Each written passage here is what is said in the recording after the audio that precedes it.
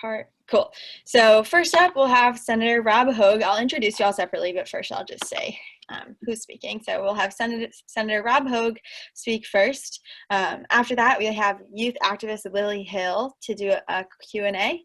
And then after that, we'll have photographer David Thorson to talk a lot about his different adventures all over the globe and the ways that he has worked to protect the natural environment. So with that, I'll introduce Senator Hogue. Next slide, please. Okay, so Senator Rob Hogue represents Iowa's 33rd district, which is much of Cedar Rapids, in the Iowa State Legislature. Rob is a fourth-generation Iowan, and he has been serving in the state government since 2002. Throughout his career, Rob has fought for the deployment of renewable energy, worked to protect Iowans from worsening floods, and advocated for soil and water conservation. So we'll have Senator Hogue, speak for about 10 minutes, and then while that's happening, after he's done, we'll take some questions from the audience for Senator Hogue. So if people want to throw that in the chat while Senator Hogue is speaking, we won't address them until the end because we don't want to interrupt him while he's talking, but we will read them off as many as we can when he's finished. And if anybody wants to, you can either put them in the chat, the main chat, or you can message them to me privately by just when you're seeing at the top where it says to, like above the message box, you can select to either to everyone or to just me, Avery Kill. So with that, yeah, thank you so much for being here, Senator Hogue. Let's get started. Well, so Josh, you can take away your screen sharing and just yes. I've unmuted myself. So Avery, can you hear me okay? Yeah, I can hear you.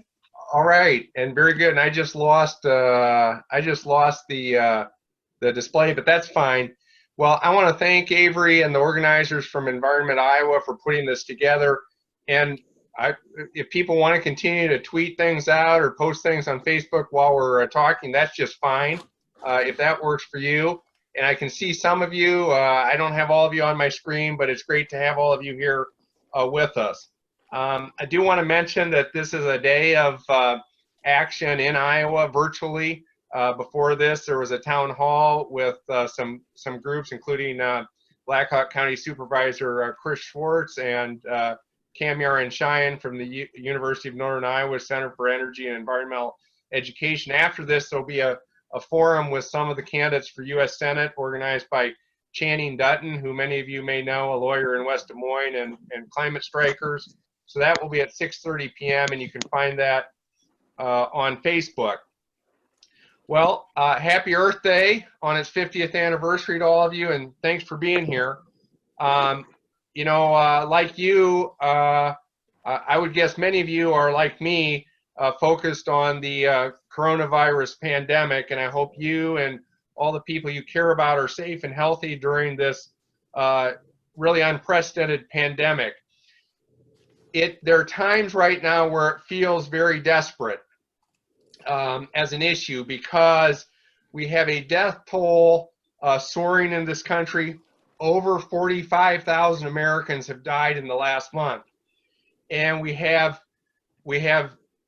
millions of workers who are being asked to work in not safe working conditions, and we have even more Americans out of work or businesses in danger of failing despite unprecedented deficit spending by the national government. And so you put all of that together and it feels quite desperate right now. And I just want to remind people, if you go back to the first Earth Day, April 22nd, 1970, those were desperate times too. Rich Patterson, who's the former retired director of our local Indian Creek Nature Center, wrote a guest column in the Cedar Rapids Gazette earlier this week in which he pointed out that the first Earth Day's warm glow was short-lived. April 22nd, 1970, Rich was a college student and helped organize what happened on campus there. He was also in the Army ROTC program on campus. And those of you who know your history will remember that it was only a few days later that President Nixon announced that the United States had already invaded Cambodia in a major expansion and escalation of the Vietnam War that he had promised to end. That was on April 30th in a nationally televised address. And then 4 days later, 4 students were shot and killed by the Ohio National Guard while they were peacefully protesting on campus at Kent State University. And only 11 days after that, May 15th, 1970, 2 students were killed and a dozen more were injured at Jackson State College in Mississippi when law enforcement opened fire on student protesters there. So Earth Day happened, the first Earth Day happened in the middle of turbulent times, and we are living in turbulent times today. Right now, my priority is survival. Survival for my family and my community, survival for workers in the meat processing plants, survival for farm workers and healthcare workers and the patients they serve, survival for our caregivers and the long-term care residents and the homebound citizens that they serve, survival for childcare workers and the children and families they serve, survival for our public safety workers, survival for our correctional staff and the inmates in our jails and prisons, quite honestly, survival for people across our state, across our country, and around the world. That has to be our priority right now. We have to help people survive this pandemic, and I hope that's your priority as well. And as many of you know, it feels like our government is failing us. It feels like our government has failed to protect us from the pandemic. It feels like the administration is not protecting our workers. It feels like the administration has not gotten workers the equipment they need. It's not helped small business and displaced workers. It feels like instead they're playing favorites and helping the rich and the powerful and those who are politically connected get assistance while other people aren't getting enough assistance, and that's not right. And one of the core messages I want to share with you today is it doesn't have to be that way. We can change this. In the past, we have been able to achieve public health successes for our natural resources and the environment. And I just want to remind us today of those things that we have done that have been successful in this country, from basic sanitation to mass production of penicillin to the vaccination against polio, from deep reductions in auto fatalities and deep reductions in smoking and tobacco use, from health insurance through Medicare and Medicaid to health insurance through the Children's Health Insurance Program and the Affordable Care Act. Our history is filled with public health successes. We've had similar successes for our natural resources and the environment under both Democrats and Republicans. From creating national parks to creating the soil conservation services after the Dust Bowl of the 1930s. From the ban on DDT to the Endangered Species Act. From the Clean Air Act and the Clean Water Act of the 1970s to the Montreal Protocol on ozone-depleting substances under President Reagan. From the Clean Air Act amendments that ended the threat of acid rain under the first President Bush, to the solar energy and wind energy tax credits of the second President Bush, Americans have repeatedly demonstrated our ability to take effective action to protect our natural resources and the environment and public health. And I believe that after this pandemic, after we survive it, our task will be nothing short of creating a safe, healthy, prosperous, and sustainable future for all people. But that success is not guaranteed. First, we need to survive. So everybody watching today, remember, goal number 1, survive this pandemic, because that is not guaranteed. And then second, we are going to have to overcome people who are going to want to try to get us to learn the wrong lessons or the false lessons of this pandemic. And you can already start to hear some of those false lessons. Number one, in Iowa, there's an attack underway on the bottle bill. I didn't have any problem supporting the temporary suspension of redemption of cans and bottles at our grocery stores during the pandemic. But that should not be done permanently unless we have some significant replacement that takes its place so we do more can and bottle recycling than before. And nationally, you hear the false lesson that this was China's fault, blaming China. And that's a false lesson. We need the real lessons from this pandemic, and let me just suggest a few of those. First, when I hear about how woefully unprepared the administration was for this pandemic because of staff reductions and budget cuts and just the raw failure of our leaders, let's make sure we elect leaders who will invest in public health infrastructure, research, supplies, sufficient workforce, and something I will be proposing, a health care reserve that every Iowan or every American can join so we are ready in case of a future pandemic. And when I hear that over 40,000 people were allowed to fly from the original source of the pandemic in Wuhan to the United States after the administration had imposed a so-called travel ban, that tells me that our economy and our society are too dependent on globalization. And we need to make sure after the pandemic that we have strong local economies and local production and local self-sufficiency.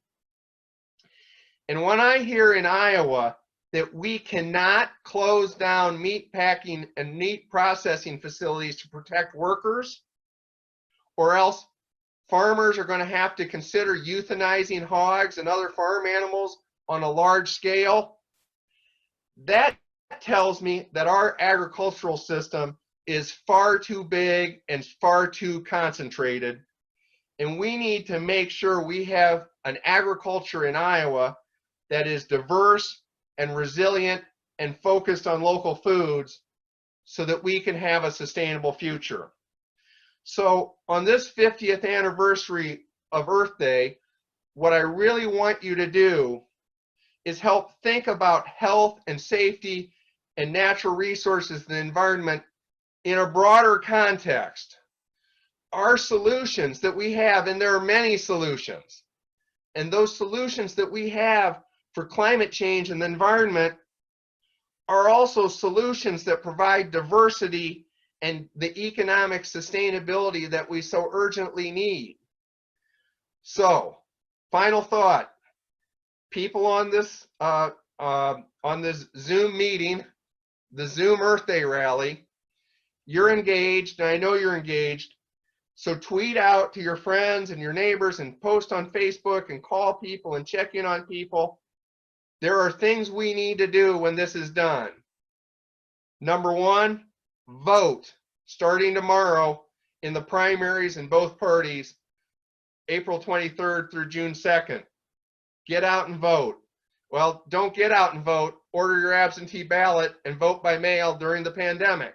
But make sure you've asked for that ballot. Keep conserving energy. Use renewable energy. Reduce waste. Recycle. Compost. Buy local. Give as generously as you are able to help more people survive this pandemic with food and housing and health care. Plant a native tree. Plant a prairie. Plant a fruit tree. Plant a vegetable garden, a climate victory garden. Get more informed and more involved. Do more and speak up more with elected officials, candidates, and the public. People need to hear about this safe, healthy prosperous, sustainable future that we can build together after this pandemic. Thank you so much for being here today. Together we can take the action that we need, and let's hear what kinds of questions you all have. That was great. I'm going to give you a nice round of applause on behalf of everybody. Thank you so much, Senator. Thank you, Avery. So we have 2 questions for you in the chat right now. The first one is, by quote, pandemic reserve, do you mean a rainy day fund? Will the fund be able to invest in assets to build capital? Yeah, thanks for that question. And I know there was a lot in there. What specifically I was talking about was a healthcare reserve. So not a monetary reserve. And the good news is in Iowa, we have a rainy day fund of over $700 million. And when the Iowa legislature convenes, I think we need to be advocating to use all of that and more, because we can also borrow money, and we have other accounts that can handle our cash flow. We need to be preserving the investments that we need to make in education and healthcare to keep our economy going, as well as to take care of our people. But I was talking about a human reserve, a reserve of people who would be trained, ready, and able to engage in emergency healthcare work. Just like we have an Army reserve, I think we need to have a healthcare reserve, so that if something like this happens, we're not asking our healthcare workers to work 24 hours a day without rest, that we have something there for them. And I want to say one other thing. I believe it's time for our country to have universal service for everybody who wants it. You know, I know the young people who are out doing the AmeriCorps and all of the different projects like that, and that's great, but I think we really need to say that that's going to be available to everybody. I think it's part of bringing our country together. I think it's part of making sure people have gainful employment, and I think it's part of helping our economy, and so that we don't have the widespread unemployment that we are currently experiencing. By the way, that's not a bad thing, because we don't want people spreading the coronavirus at work. So I'm glad we live in a country that has an unemployment compensation system that can provide a safety net, and we need that to be stronger, because we don't want people working right now during the pandemic unless it's truly essential. But coming out of this, we need to put all Americans to work, and there's so much to be done for the health of our people, for safety, for the environment, for natural resources, for clean energy. We need to be committed to a full employment economy when this pandemic ends. Thank you so much for that answer. We're going to ask you one more, but just let's be mindful of the time. Okay, thanks, Avery. No, you're totally fine. So one more question is, and it's related to another comment we got. So it says, how do we promote more farm-to-table farming in Iowa? We actually import 80% of our food back into the state. And then another comment from Mike Carberry says, we actually import over 90% of our food. So obviously, there's a disconnect there. Yeah. Today I have signed on to a letter to the Secretary of Agriculture at the national level, along with Representative Chuck Eisenhart from Dubuque and a number of other Iowa legislators, calling for whatever relief package that the agricultural relief package cannot leave out our local food farmers and our local food systems. We absolutely have to protect what people have worked so hard to build over the last decade or two in terms of a local food system. And then beyond that, I will just, in the interest of time, be very short about this, but I think we need to have a vision that we can provide all of the food in Iowa that Iowans want to eat. And I think we can do that. There are so many productive and creative things happening, but I think that's going to require a commitment from all elected officials, from cities and counties, state officials, to our federal partners to make sure that we can build that system, because we need a resilient system. This idea that we're actually forcing people to work in dangerous conditions because otherwise we'd have to kill millions of hogs, that is so offensive to me in so many ways. We have to build a local food system in this state that can provide the food needs of everybody here. So thanks for that question, and thanks everybody. And I'm going to stay on the rest of the show and look forward to the rest of the speakers and the rest of the conversation. Great. Thanks for the Iowa Virtual Earth Day. Take care, stay safe, don't spread it, and let's build a safe, healthy, prosperous, sustainable future for all people when this pandemic is over. Thank you, Senator Hogue. If everyone wants to clap on mute, and I will clap out loud on behalf of us all. Your words are really inspiring and really help us to keep these issues all in perspective. So thank you.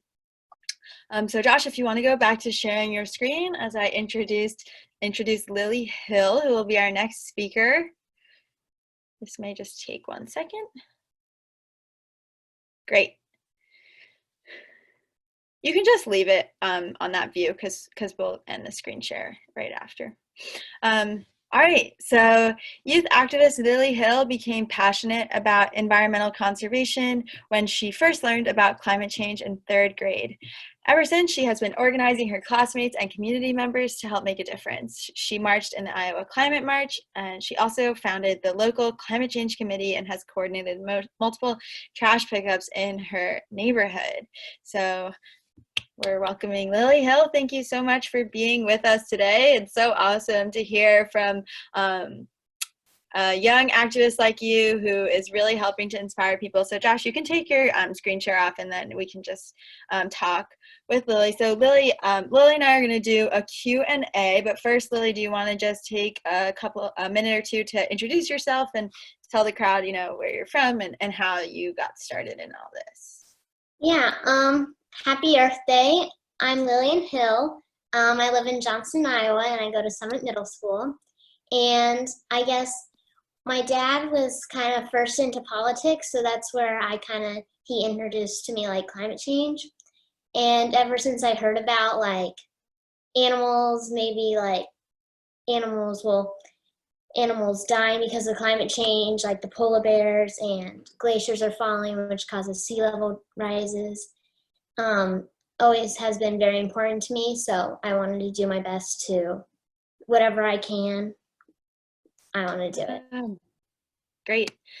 All right, so the first question I have for you is, what are the first few actions that you took when you know this first started becoming a big passion of yours, and how did your activism kind of grow from there, if you can take us on that path? So one of the things is reaching out to people really helped me. So I reached out to one of the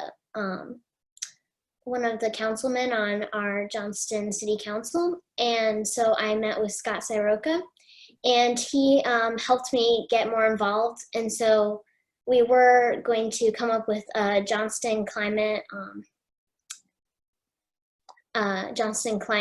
provision to, you know, like by 2030 we're gonna limit this like 50% of our CO2, and so, but that sadly had to be pushed back a little because of the COVID.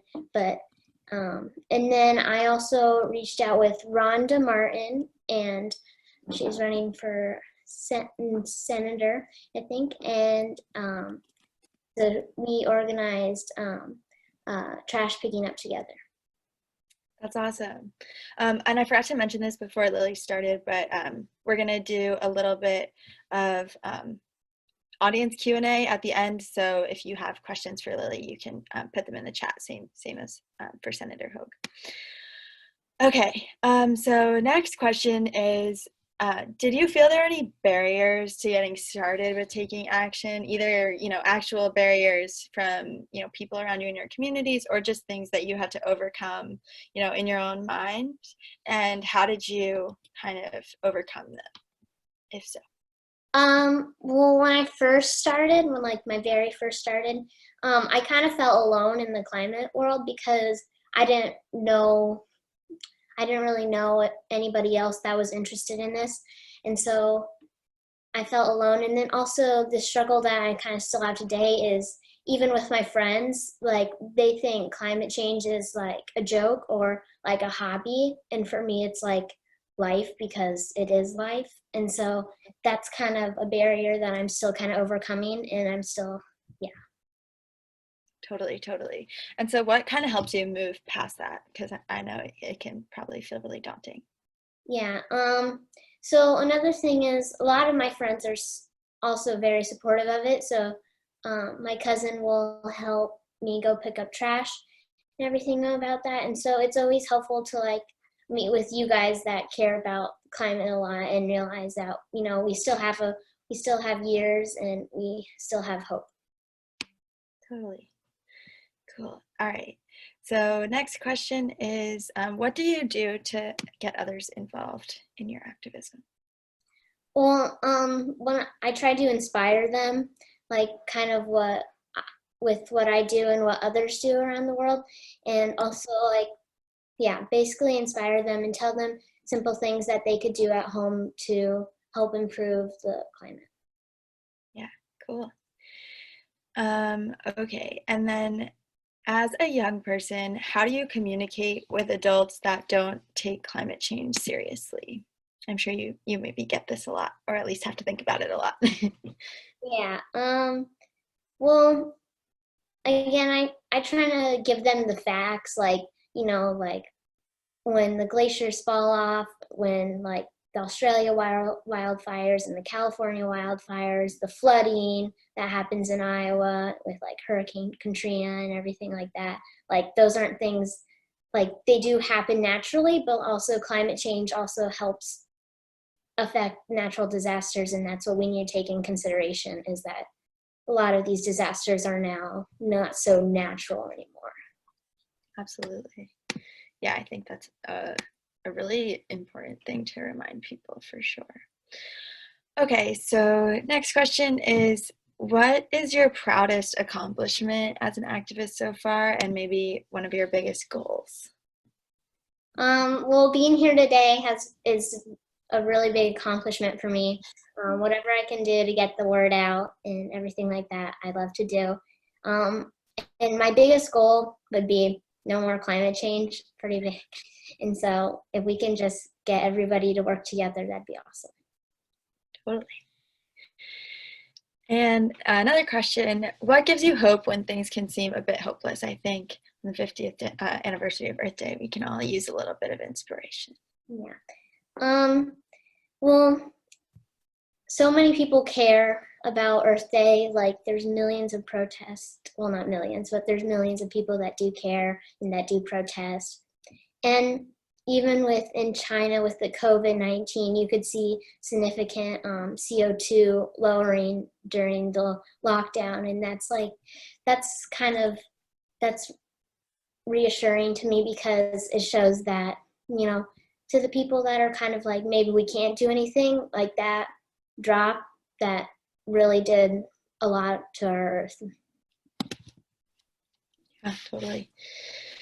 All right. Another question. We just have a few more, and then we'll get to the some of the audience questions. What has surprised you most since you've gotten involved with climate issues? Again, probably going back to the number of people that do care, because Okay. And last thing, so for part of our Earth Month programming, we are asking people to take 50 actions for the 50th anniversary of Earth Day. So what are some suggestions that you have for people of easy actions that they can take, especially from home, to help make a difference on climate? Yeah, you can eat, for us, we built a compost, and that's pretty easy. We just made a box out of wood. And then also not using any straws or like extra plastic. Right now it's kind of difficult, but usually if you go to the grocery store, bring wool bags or reusable bags. That always helps. The small things are very helpful. Awesome. All right, well, thank you so much, Lily. And now we will take some questions from the audience. So the first one says, do you have a group of middle school students at your school who are environmentally active? And can you talk a little bit about that? Yeah, so before the COVID-19 started, I reached out to our Johnston School Board asking to make a school climate committee, and that they didn't really answer back, but that's okay. But there are some other middle schoolers. My friend always is very supportive of that, and she likes to help go pick up trash with me. And so one of my goals also in the future would to be for like maybe in 7th grade when we can do a group together so we can make a better committee. Awesome.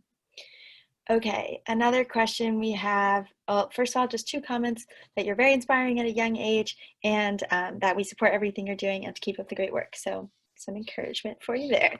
But next question, so there's one that says, what is your next step? So if you had unlimited funding and time, what would you want to accomplish? What would you want to use that funding and time for? You could take it if you need. I would definitely say I wanted to come up with a bigger organization to work together, just like this one, because I think it's very like helpful. If I knew when I just first started, because sometimes you don't get the word out. So if there was more climate rallies and everything like that, so a bigger organization, I would definitely want to do that, and talk a lot more on these meetings too. Cool. So this one, big question. You don't need to fully know the answer right now, but what is your career choice right now? And it says we need more scientists and communicators like you. Well, I always wanted to study the environment law, and I guess ever since 3rd grade, I've always wanted to be the president because I've always wanted to like help climate change. And so like if I was the president, maybe I could make a little more laws about like maybe everybody should have solar panels on their roofs or stuff like that. So that would be my career choice. I love that career choice. Lily for president. All right, let's take one last question. It's who inspires you? A lot of people inspire me. I guess Greta Thunberg and a lot of other big climate activists is really cool because like they started off just like everybody else and they made a huge difference. My 3rd grade teacher also inspires me. She was always very supportive in anything I did, and so those are the people that inspire me a lot. Awesome. Well, thank you so much, Lily. There are also some comments for you in the chat, so you should definitely check those out before you log off, but I hope you'll stay for the rest of the time. So again, I'm going to give Lily a big round of applause on behalf of everybody. It was really, really inspiring to hear from you. We all agree that we need more people like you, especially in the younger generation, when we see that sometimes the older generation doesn't take this as seriously. So thank you so, so much. All right. So Josh, if you will resume the screen share, and we're going to get started with David's presentation. Cool. So this one we'll probably just put on present because David will be presenting slides the whole time. Yeah, exactly. Okay, so David, you got a tough act to follow here, but I believe in you. So photographer David Thorson Photographer, sailor, and Iowa native David Thorson was the first American to sail the Northwest Passage in both directions, among many other explorations. He has devoted his life to protecting the magnificent nature that he's seen. David's work has appeared everywhere from the National Park Service and Smithsonian to the Wall Street Journal and PBS. So David has a presentation with lots of amazing images for you all to see. So David, take it away. Okay, well, thank you so much. This will be my first time with someone else running my slides, so I hope I can see them so I know what I'm talking about here. Is that possible? Do you see them? If you, No. is anyone else having trouble with the slides? I see them. I see them, Avery. Is there a special? Spaghetti is in two different things. Okay. In the top right-hand corner, you can change your view, David. You might just need to click. Yeah, you can hit the button that Which one? says swap shared screen with video, and that might help. Which one is it? It just says fit to window or something. It's if Request you have for an mouse. arrow that says like a blue arrow to see more of the attendees, it should be the small icon up above that on the left. I do not right now. Okay, well, if you want to pull up your slides. I just see Okay. me in my introduction. Oh, yeah. I just- So your slides will be, it's included. So it's just after that. So Josh, do you want to go to the next slide? Oh, there we go. Okay. Yeah. Okay. Nice. So, all right. Well, I was 10 years old in 1970 when all this began, and it's amazing to me that what we noticed at the time with the race to space was that the Earth was vulnerable. We were seeing the Earth, the little blue marble, for the first time, and I think it all made us realize that our world wasn't that big, and that we were vulnerable at the time. And now, only 50 years later, we see the Earth and potentially human life on the planet as being threatened in just this short period of time. So there's such an urgency. There really is a climate crisis, and I think it connects so well with the coronavirus crisis that we're in right now, because we realize that it's a crisis of science, and that we have to act, and we have to act based on our institutions of science, medicine, in order to get out of the crisis that we're in. So this is really important. There is no planet B. We're in an emergency. We need to act like it. So next. So I grew up sailing on Lake Okoboji, and this is where I still live, and this is where I learned to love the water. I started sailing when I was a little kid, and was racing sailboats when I was Lily's age. And this is where I really learned to love the water and become an advocate, and started working on developing that advocacy into a career as a professional photographer. Next. So I love this slide. It's one of my favorite quotes from Neil deGrasse Tyson. You know, the good thing about science is that it's true whether you believe it or not. And again, this is what we're faced with right now. You hear all the conspiracy theories right now with the coronavirus.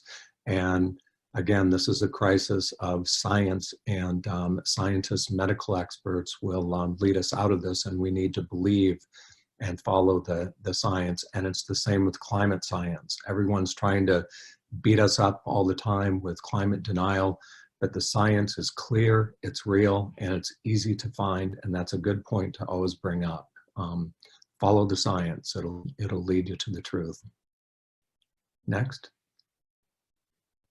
So my dad was a Marine Corps pilot, and he worked on the Mercury missions. He and other Marine Corps pilots figured out how to pick up the space capsules that the astronauts came back in. So I was literally born into this race to space.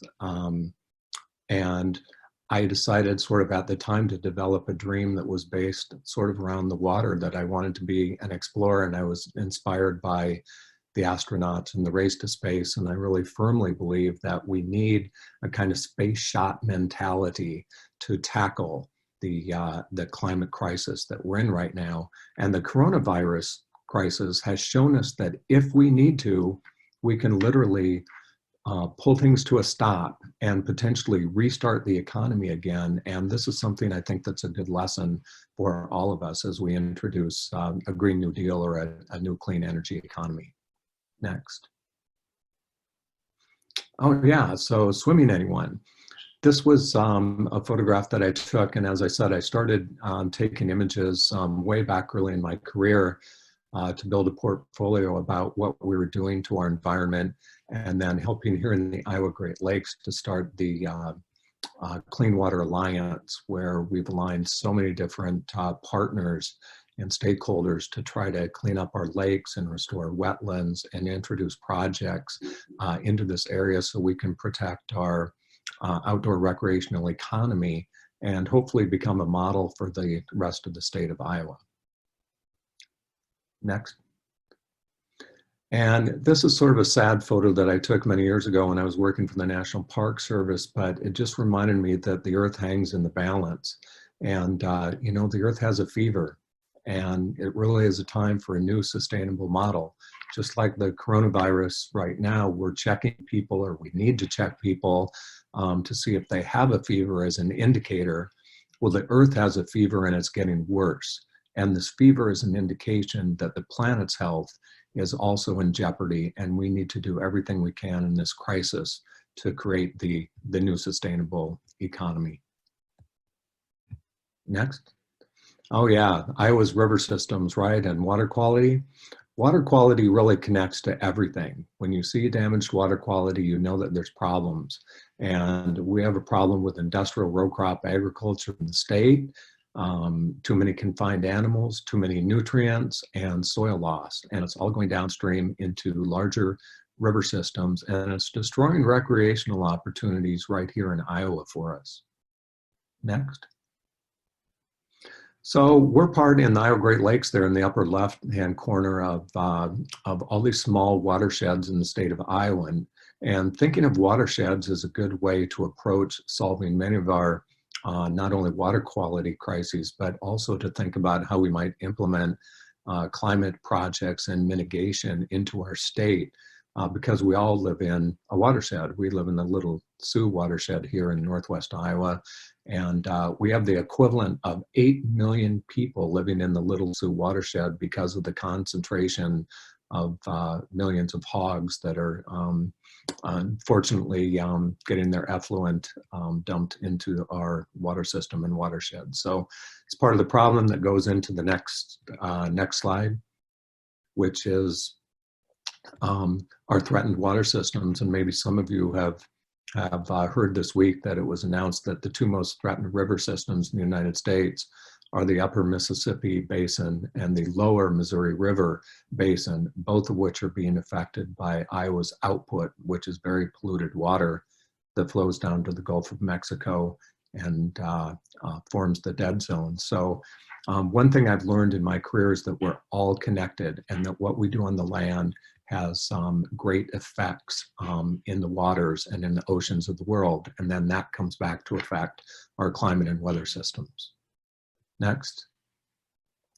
So along with my sailing when I was a kid here at Okoboji, I developed this dream to explore the world. And I had the opportunity when I was in my 30s. I met a Minnesota hog farmer of all people and took off to sail the world's oceans with him. And it just kept going and going. I ended up working with NASA and many other groups now, but I've sailed some 70,000 miles around the planet following my dream to really explore the oceans and create awareness about our environment and to share stories with so many people as I can, like today. Next. And part of that was a 1994 voyage, 26 years ago now, to the Northwest Passage and to the Arctic. I didn't choose to sail to the warm places on Earth. I've chosen to explore the polar regions, and therefore I've been an eyewitness to planetary climate change. Next. And part of this first voyage 26 years ago was to get stuck in the ice. And we almost lost our vessel and our lives numerous times by getting crushed by the ice. But the North Pole was a different animal then. There was a lot of ice, and the ice was still very much normal at the North Pole, unlike today. So we barely escaped the ice and had to backtrack all through the Arctic Ocean and did not make it through the Northwest Passage. So our dream kind of ended there, but we learned a lot about the power of the northern polar ice cap. Next. And this is what it looks like when you're out exploring. People always ask me, how did I train to sail in the far north and in these cold places? And I always say, have you ever spent a winter in Northwest Iowa? And it's really true that this was a good place to train in our windy weather systems here and learn to sail in the cold. And so I always wanted to go explore in the cold and learn about how the climate systems and weather worked in these areas. Next. So in 2007, just 13 years after that 1994 event, we returned to the Northwest Passage. And I had been studying what the scientists were saying about the loss of ice and how climate change was affecting the Arctic Ocean, melting the polar ice cap. So I wanted to do something called ground truthing and see if what the scientists were saying was correct. So in 2007, we returned to the Northwest Passage. Next. And this is what we witnessed. We literally sailed almost 6,000 miles through the entire Arctic Ocean and never touched a piece of ice in 2007, becoming the first American sailors in history to complete this voyage. But it was a profoundly changed Arctic, and it affected me and still affects me greatly to see this great loss of ice that we experienced. I actually had the honor and privilege to be there and was lucky to witness a planetary tipping point. And just in these 13 years, I witnessed a 40% loss of ice to our northern polar ice cap. Next. So I've also been able to go to some remote land places and help with big conservation, like in the Arctic National Wildlife Refuge. And I was there just a couple of years ago visiting both the refuge and the Gwich'in people in the Old Grove village in the Yukon, where I got to do oral histories with Gwich'in. Next. Oh, a little out of order, but this is fine. I went, after some of my sailing experiences, I got to go on the Around the Americas expedition as the photographer and videographer and ice expert aboard a 28,000-mile circumnavigation, working with NASA and MIT and NOAA and a whole bunch of different folks, and got to share this with thousands of school children in 13 different countries in both hemispheres. And once again, I learned about this interconnection between the land and the ocean, and how our changes of what we're doing to the land, how we're burning fossil fuels is having such a great effect out in the ocean, and also got to see a lot of the plastic pollution that's out there, another effect of mankind's overconsumption. Next. So back to the Arctic Refuge for a second. These are porcupine caribou, and the porcupine caribou give birth in a place called the Coastal Plain, and it's an area that the Gwich'in indigenous people call the sacred place where all life begins. And of course, this is the area, sort of ground zero of activism and climate change with big conservation, because big oil wants to drill in the coastal plain in the sacred place where the caribou give birth. And so the local people, the Gwich'in, who basically live on the caribou and have for 40,000 years, are now being affected and threatened by both climate change and oil drilling on their land. Next. And so the indigenous people in the far north are not only being threatened by climate change, but also by oil drilling affecting their culture. And what they're seeing, they're looking back into their oral histories, and they're understanding that their knowledge is not accurate anymore, that the weather patterns and the climate is changing there, and that their knowledge is not necessarily accurate to pass on to the next generations of Inuit and Gwich'in hunters and gatherers of the far north. It's very, very sad and tragic for the people there. Next. And I threw this in. Dana Tisentrem is the Buntu Gwich'in chief in Old Crow, Yukon.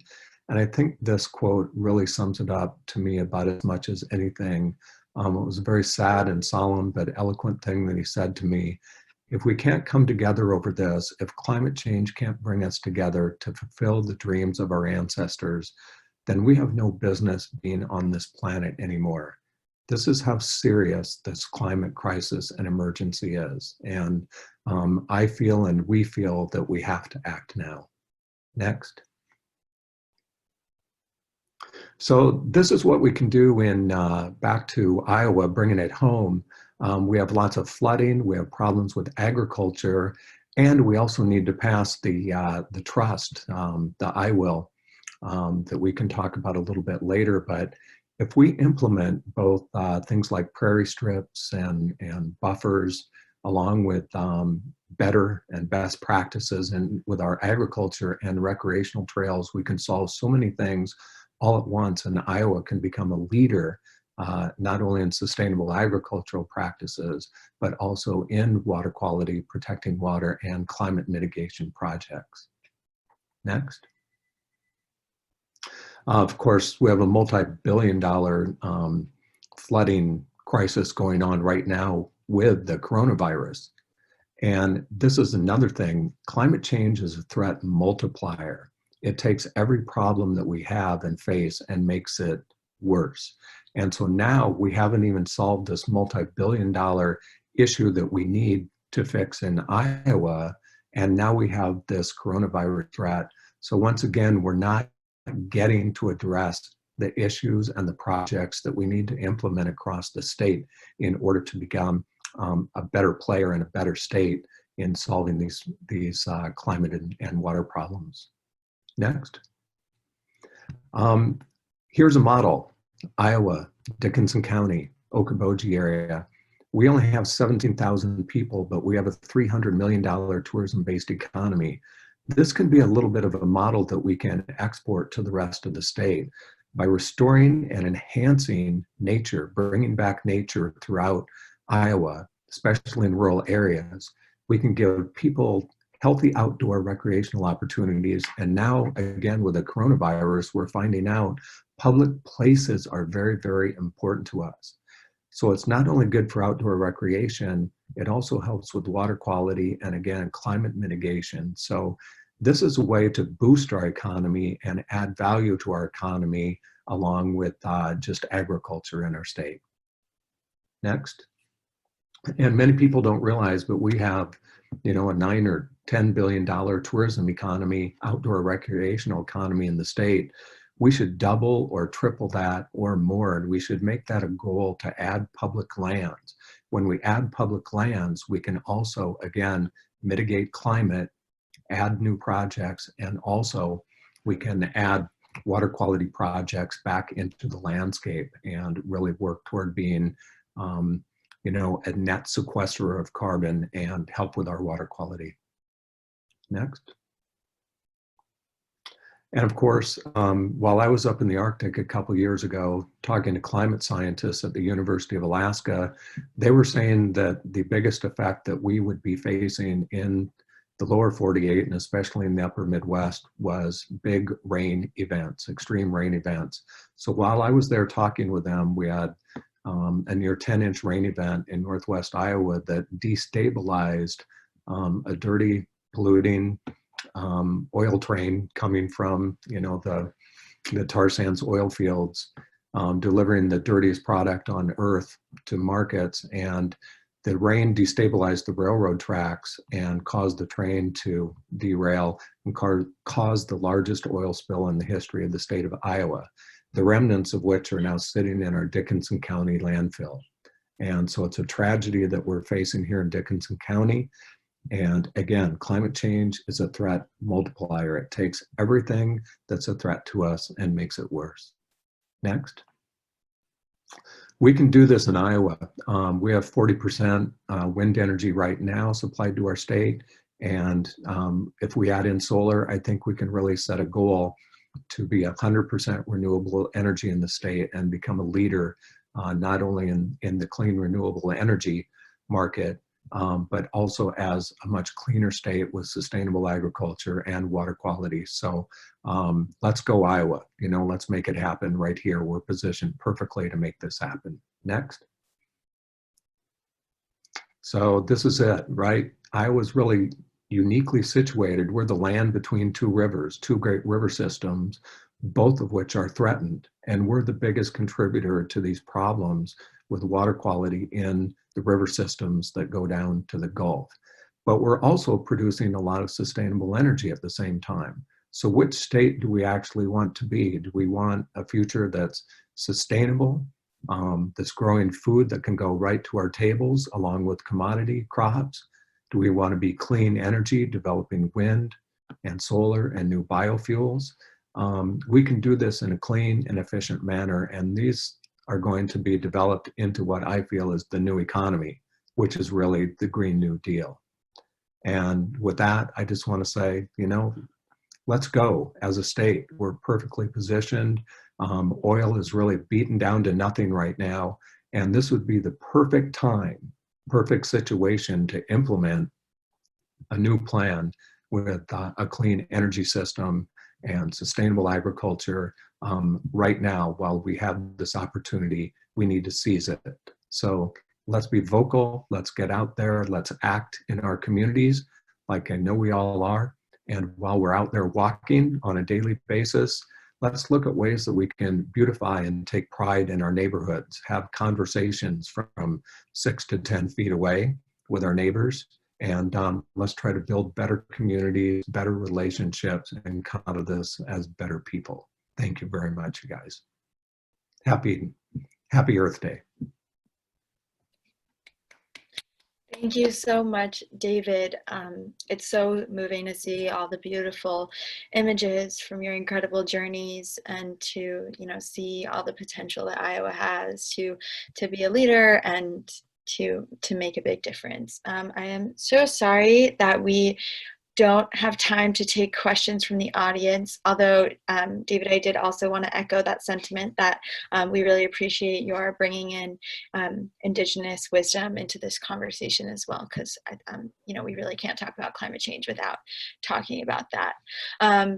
On the next slide here, Josh, if you'd switch it, we have the contact information of all of our wonderful speakers. So if you do have questions for David that you want to follow up with, you can contact him from the link on his website or from his Twitter account. In addition to all the other speakers, and I will we can copy and paste that into the chat as well, so that we can flip the slide without you guys missing. Thank you. Please send lots of questions. Yeah, and you could see them too in the chat if there's any you want to respond to in the chat. But before everybody heads out and continues with their Earth Night, Josh is going to introduce our last part of the rally. We are obviously celebrating our 50th Earth Day. We are part of a very long chain of activists and citizens who have been concerned and really want to see a better, healthier planet for ourselves and our families and for generations to come. So with that, Josh, will you quickly explain the phone calling part of the rally, and then we will sign off.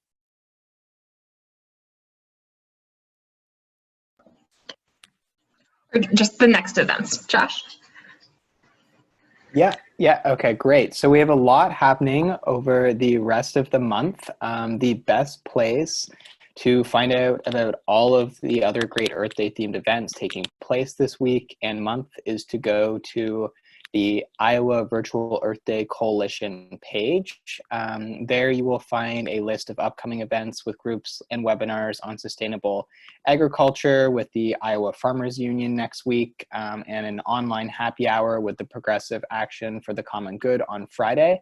I believe Renee or Avery is going to post the link in the comments right now to that page. You should definitely check out all of the events that are happening. Also, coming up this Friday is an activist training workshop hosted by Environment Iowa. So if you're concerned about issues like climate change and others, but aren't sure exactly how to make a difference, or you feel like you want to learn more about how to plan your own campaign or get more people involved in an existing one, you should join us on Friday to learn more about campaign planning and recruitment and put skills to work in small group discussions on Zoom. It runs from 4 to 6 p.m. this Friday, and we'll post the Facebook event in the Rally Facebook page right after this. So you should go there to learn more about that activist training. And lastly, I'll mention our kickoff meeting. Environment Iowa will be hosting a campaign kickoff meeting on Wednesday, May 6th at 7 p.m. for our summer campaign as we build an Iowa Environmental Defense Network where we will work to build teams across the state to show grassroots support for good climate policy and respond as needed to rollbacks on basic environmental protections.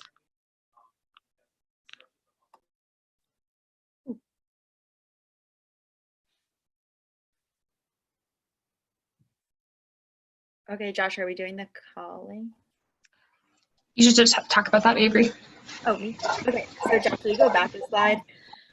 We are going to finish off by, when everyone hangs up here, making quick calls to our Iowa senators to make sure that they know this is a huge, climate is a huge priority for us, especially on the 50th anniversary of Earth Day. So like we've talked about all evening, and like I was starting to say before, the first 50 years of Earth Day are all about, you know, the foundation that we have laid as climate activists and climate leaders. Really want to spread the seeds of compassion and of, you know, a sense of stewardship for the land that has provided so much for us and has allowed us to come this far. And now the next 50 years are all about action and what we are going to do about it. So we know that, you know, the next 10 years are super, super crucial for getting climate on the forefront of our legislators' minds. And with that in mind, we want to finish off by everybody calling their the 2 Iowa senators, leaving messages at their DC offices so that they wake up tomorrow morning with tons of messages from constituents who want to see climate action from these 2 people who have not been so great on climate in the past. So here are the phone numbers and the short message that you can leave them. Again, I can copy and paste this in the chat as well so that you all can copy and paste it somewhere else before you sign off. And then the other thing we are going to do is I'll sign the virtual petition to demand that the EPA enforces key environmental protections, especially during this time. So our goal is to drive in 50 calls to these senators by the end of the night. So if you and whoever you are in your house with right now can all make these calls, we will definitely smash that goal of 50 calls each. With that, I think that's everything. I want to thank you all so much for coming and celebrating Earth Day with us on Zoom tonight. It was really, really wonderful. I want to thank Senator Hogue, Lily Hill, and David Thorson again for speaking, and I want to thank each and every one of you for joining. I know these are very uncertain and difficult times, and the fact that you all made it a point to be here from home this evening is really moving and inspiring, and definitely gives me a lot of hope that we are on the right track. So